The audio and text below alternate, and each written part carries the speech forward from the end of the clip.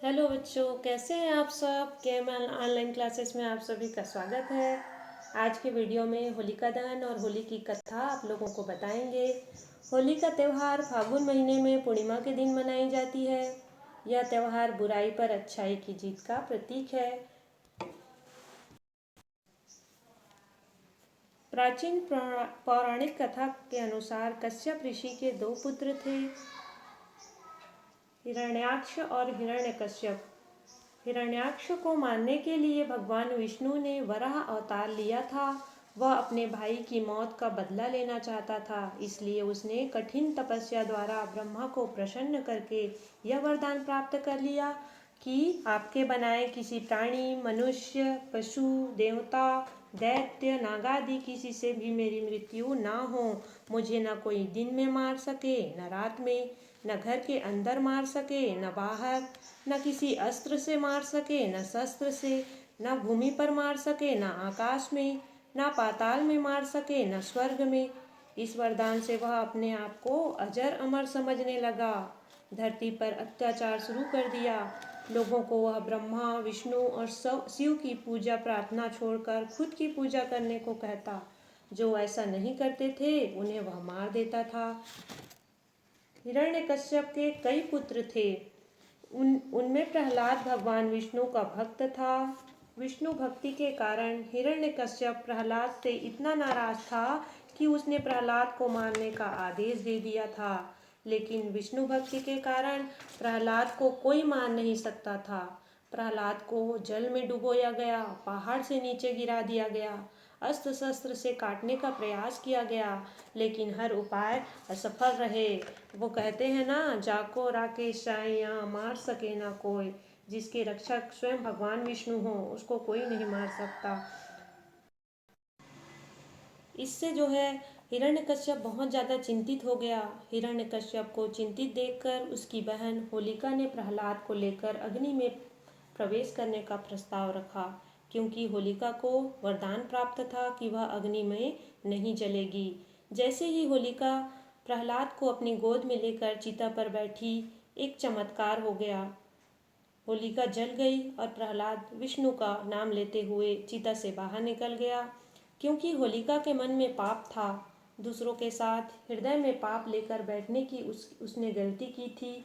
वरदान सिर्फ इसलिए था कि अग्नि से उसकी रक्षा होगी, तभी रक्षा होगी जबकि कोई उसे जलाने का प्रयास करेगा। इस घटना के बाद हिरण्यकश्यप ने प्रहलाद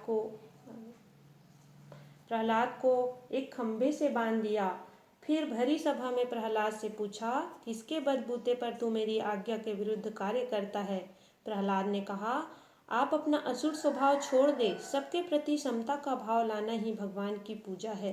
हिरण्यकश्यप ने क्रोध में कहा, तू मेरे सिवा किसी और को जगत का स्वामी बताता है। कहाँ है वह तेरा जगदीश्वर? क्या इस खंभे में है जिससे तू बंधा है? यह कहकर हिरण्यकश्यप ने खंभे में घूंसा मारा। तभी खंभा भयंकर आवाज करते हुए फट गया और उसमें से एक भयंकर डरावना रूप प्रकट हुआ, जिसका सिर सिंह का और धड़ मनुष्य का था। पीली आंखें, बड़े बड़े नाखून, विकराल चेहरा और तलवार सी लपलपाती जीभ, यही नरसिंह अवतार थे। इन्होंने तेजी से हिरण्यकश्यप को पकड़ लिया और संध्या की बेला में, क्योंकि उन्हें वरदान प्राप्त था कि वह दिन में मर सके न रात में, तो संध्या का समय था और वह अस्त्र से मर सके न शस्त्र से, इसलिए उनको नरसिंह जी ने नख से, अपने नखों से उसके सीने को फाड़ा और उसे वरदान था कि वह आकाश में मर सके न पाताल में, इसलिए उसे अपनी जंघों पर रखकर मारता है और उसका कलेजा फाड़ देता है। हजारों सैनिक जो प्रहार करने आए, उन्हें भगवान नरसिंह ने हजारों भुजाओं और नख रूपी शस्त्रों से खदेड़ कर मार डाला। फिर क्रोध से भरे नरसिंह भगवान सिंहासन पर जा बैठे। तब प्रहलाद ने दंडवत होकर उनकी प्रार्थना पूजा की। प्रहलाद का रास तिलक करने के बाद नरसिंह भगवान चले गए। इस वजह से जो है होलिका दहन किया जाता है होली के एक दिन पहले, क्योंकि होलिका जो है जल गई थी और प्रहलाद जो है विजयी हुआ था।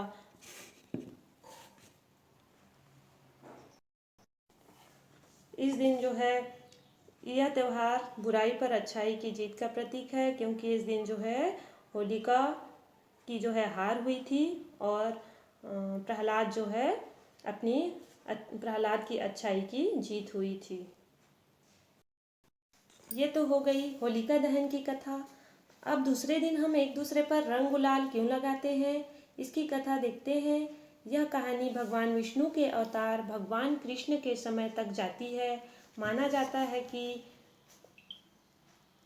भगवान कृष्ण रंगों से होली मनाते थे, इसलिए होली का त्यौहार रंगों के रूप में लोकप्रिय हुआ। वे वृंदावन और गोकुल में अपने साथियों के साथ होली मनाते थे। वे पूरे गांव में मजाक भरी शैतानियां करते थे। आज भी वृंदावन जैसी मस्ती भरी होली कहीं नहीं मनाई जाती।